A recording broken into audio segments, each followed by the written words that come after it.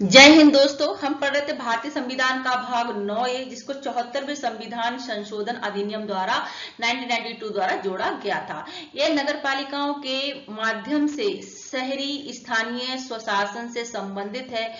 ये भाग आर्टिकल आपके 243 से स्टार्ट हो जाते हैं नगर पालिकाओं के, आर्टिकल 240 तक विस्तृत है। आज हम ZA देखेंगे। इससे पहले सभी वीडियोस अपलोड हो चुके हैं, आपको चैनल पे मिल जाएंगे। ठीक है जी, विजिट करिएगा। और देखिए क्या है, भारतीय संविधान का भाग 9A नगर पालिकाओं की संरचना, शक्तियां, कार्य, चुनाव और वित्तीय प्रावधानों के लिए एक ढांचा प्रदान करता है।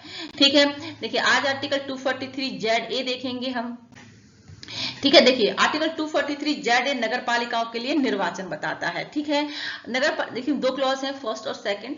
नगर पालिकाओं के लिए कराए जाने वाले सभी निर्वाचनों के लिए निर्वाचक नामावली तैयार कराने और उन सभी निर्वाचनों के संचालन का अधीक्षण, निदेशन, नियंत्रण आर्टिकल 243 में निर्दिष्ट राज्य निर्वाचन आयोग में निहित होगा। मतलब राज्य निर्वाचन आयोग ही चुनाव कराते हैं नगर पालिकाओं के।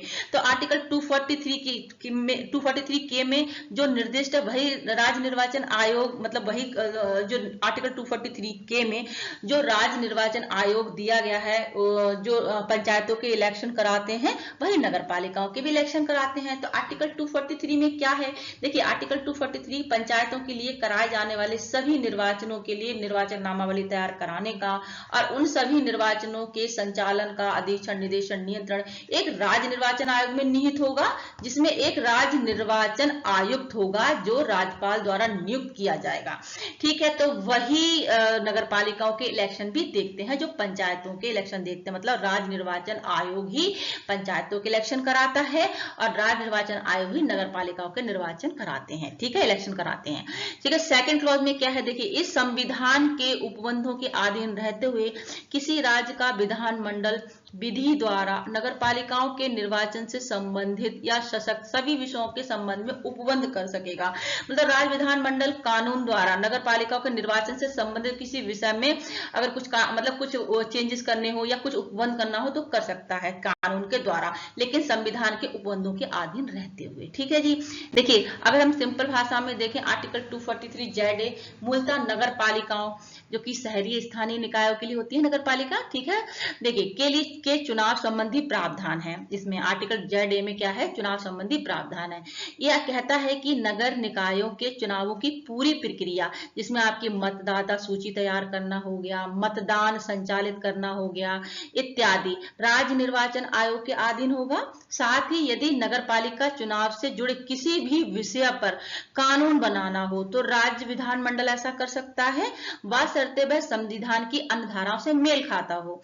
ठीक है, साधारण भाषा में इसका उद्देश्य स्थानीय निकाय चुनावों में को पारदर्शी और स्वतंत्र बनाना है। आई थिंक अब क्लियर हो गया होगा। ठीक है जी, देखिए अब आर्टिकल देखिए 243 और आर्टिकल 243 जेड का संबंध क्या है। ठीक है, क्योंकि उसमें 243 में क्या है, देखिए आर्टिकल 243 और आर्टिकल 243 जेड आपस में पूरक हैं। आर्टिकल 243 का हिस्सा मतलब भाग 9 पंचायतों के अंतर्गत आता है और कहता है कि पंचायतों के सभी चुनावों की देखरेख राज्य निर्वाचन आयोग करेगा। जैसे कि मैंने बताया, पंचायत आर्टिकल 243 में क्या दिया है, राज्य निर्वाचन आयोग करेगा इलेक्शन पंचायतों के। तो वही आर्टिकल 243 ZA, ठीक है, हिस्सा 9A नगर पालिकाओं के अंतर्गत आता है और नगर निकायों के चुनाव की देखरेख उसी आयोग के अधीन है, मतलब राज्य निर्वाचन आयोग के ही अधीन है। दोनों अनुच्छेद में ठीक समान शब्द उपयोग किए गए हैं। ठीक है, सेम ही चीजें यूज की गई हैं, मतलब राज्य निर्वाचन आयोग की ही जिम्मेदारी होगी। ठीक है, मात्र अंतर क्या है, आर्टिकल 243 क्या है, ग्रामीण स्थानीय निकायों पर लागू होता है, जबकि आर्टिकल ZA क्या है, शहरी स्थानीय निकायों पर लागू होता है। दोनों ही मामलों में राज्य विधानमंडल को चुनावों से जुड़े मामलों पर कानून बनाने की अनुमति है। I think is very clear now. Okay, समझ में आ गया होगा। ठीक है, तो सिर्फ इतना ही अंतर है, आर्टिकल 243 में जो लिखा है और जेड में लिखा सेम सब कुछ लिखा हुआ है, अंतर इतना है, आर्टिकल 243 ग्रामीण स्थानीय निकायों पर लागू होता है, जबकि आर्टिकल 243 ZA शहरी स्थानीय निकाय यानी नगर पालिकाओं पर लागू होता है। ठीक है जी, इस वीडियो में इतना ही था दोस्तों, हम नेक्स्ट वीडियो मिलते हैं। Thank you so much. जय हिंद। जानकारी आपको पसंद आई तो चैनल को लाइक, सब्सक्राइब, शेयर करना ना भूलिएगा। जय हिंद दोस्तों।